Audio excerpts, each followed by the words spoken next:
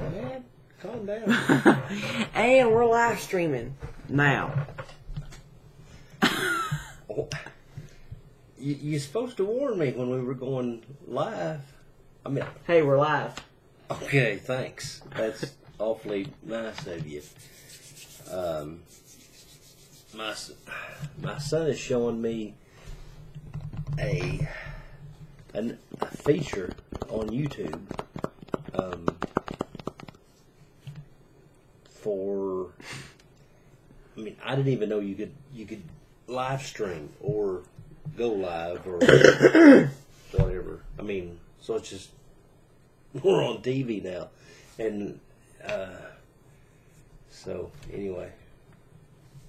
All right, so me and my dad are going to be reading fan fictions that we wrote for each other, and it's the first time we've ever read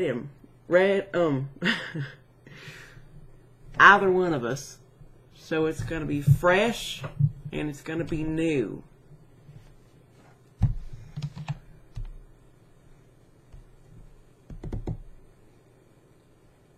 Here we go.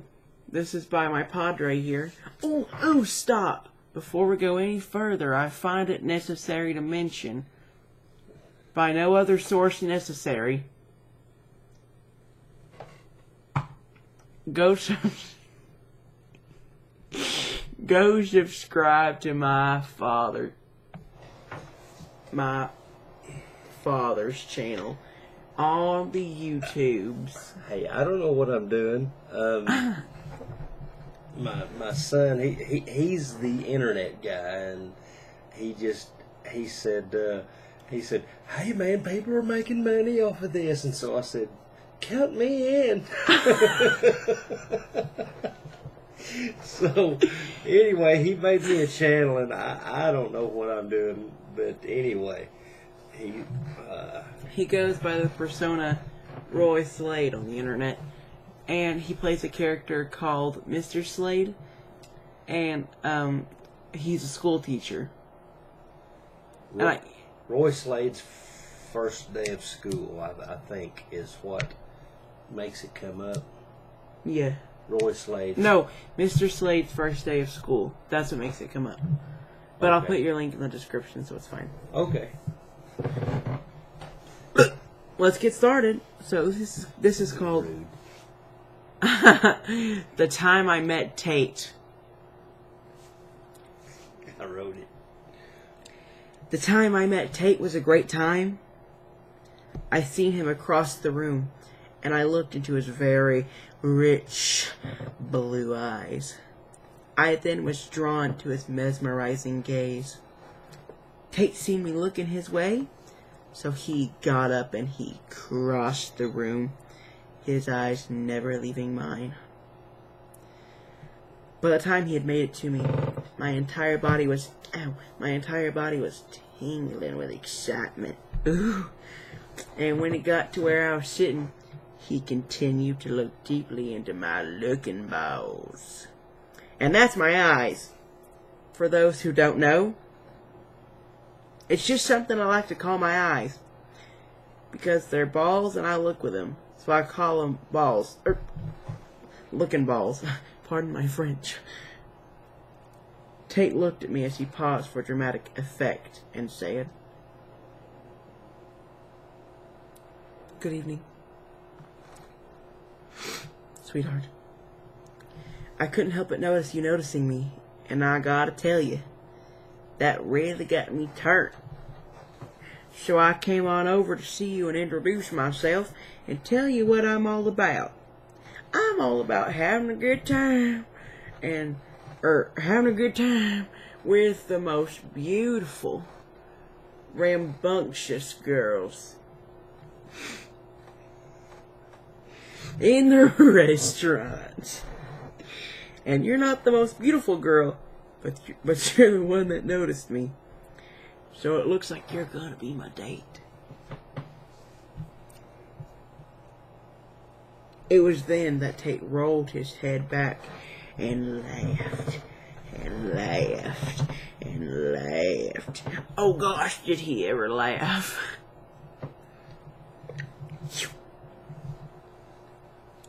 I was the lucky... Oh, and that was the laugh that made me fall deeply in love with Tate.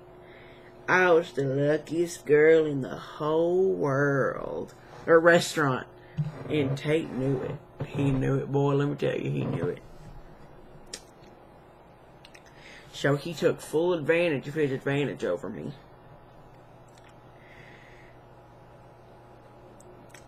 And asked me outside to the parking lot where he pressed his lips against mine. And my life was complete. Never before has anyone made me feel like Tate made me feel. And just as quick as he appeared in my life, he was gone. But I'll always be thankful for that glorious day that I met Tate. He will forever be the love of my life, though I only knew him for a day. Alas, I am forlorn. Wherefore art thou, Tate? What a classic. What'd you think of that? It was great. Alright, now this story I wrote myself for my dad from the point of view... Right here? Yes. From the point of view of a little girl, not really a little girl, that's creepy. A woman, per se. A woman by the name Priscilla, whose name is not mentioned. But it's Priscilla. Priscilla. I know Priscilla Presley. Of course, I mean, I'm older than... Yeah. Most, definitely. Probably most people watching this video. I'm yeah, old. I'd say so. What'd you call this? A pop knot? Pop socket. Oh, a pop socket. It's it's kind of cool. I mean, it helps to hold the phone, especially if you're not familiar with a smartphone. But you mean just take over? Yeah. Okay. This is the I wrote that story that what do you ask? Storytime ASMR. Storytime ASMR. I wrote for Storytime ASMR. He just read and he wrote this one for me. Roy Slade. Roy Slade, yeah. Like and share. Anyway, they said that's the trick.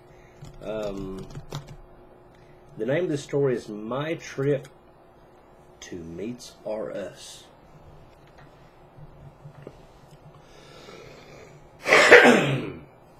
Excuse me. My Trip to Meets R Us. As I stumbled into the meat store, I tripped over the flipped rug, causing me to knock a whole rack of wieners off the stand they stood upon. A big gentleman aided me to my feet. He smiled a dumb, non-attractive smile and said, "Well, miss, this ain't the candy store.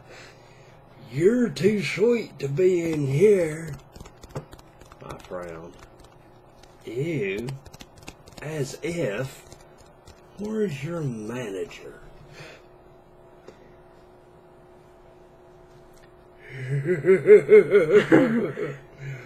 Over there, ma'am. He began to clean up my mess as I turned to the direction of the manager. I literally fell to the ground with sexy overload after I had successfully wiped away the sexy tears. I stood to my feet, and there he was, in all of his glory, the man of my dreams. Kinda big, kinda small, his jeans just a little too tight, almost to the point of making me uncomfortable. His booty was no joke. I would love to see that fatality collision in action. He He smiled just as dumb as the last one, but something about it was sexy. He wore a cap with no top. His short gray hair poked out of the back. His tightly tucked-in shirt showed every nook and cranny he had to hide in his back. I lived for his back rolls. Hey, does this got anything to do with me? Yeah. I'm starting to see some similarities here between what you're describing and... Anyway, it's all in fun, though. I mean, it's all in fun. This is good.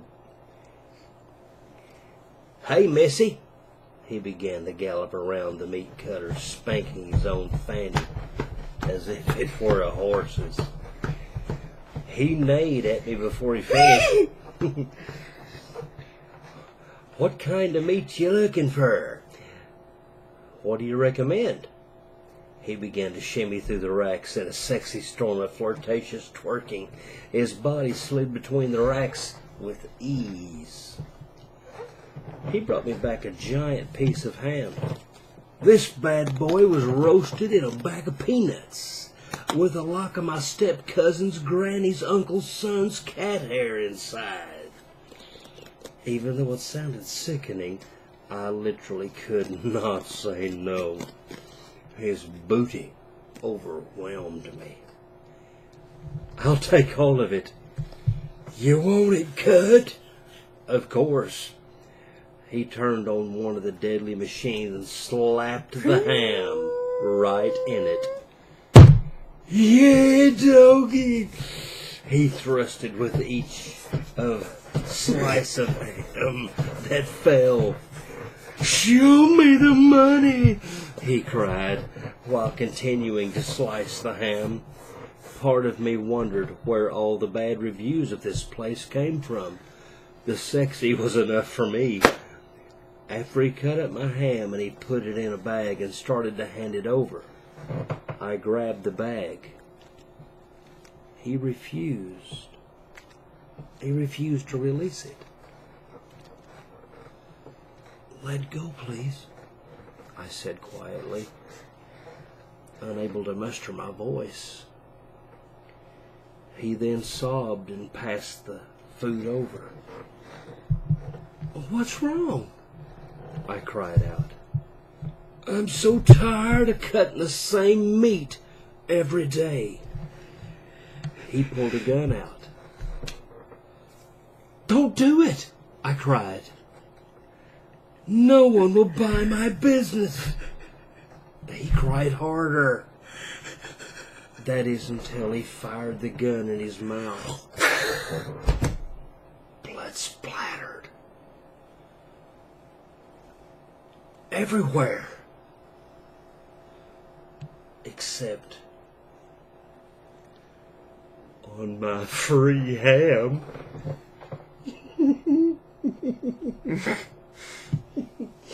Oh, that's a dumb story.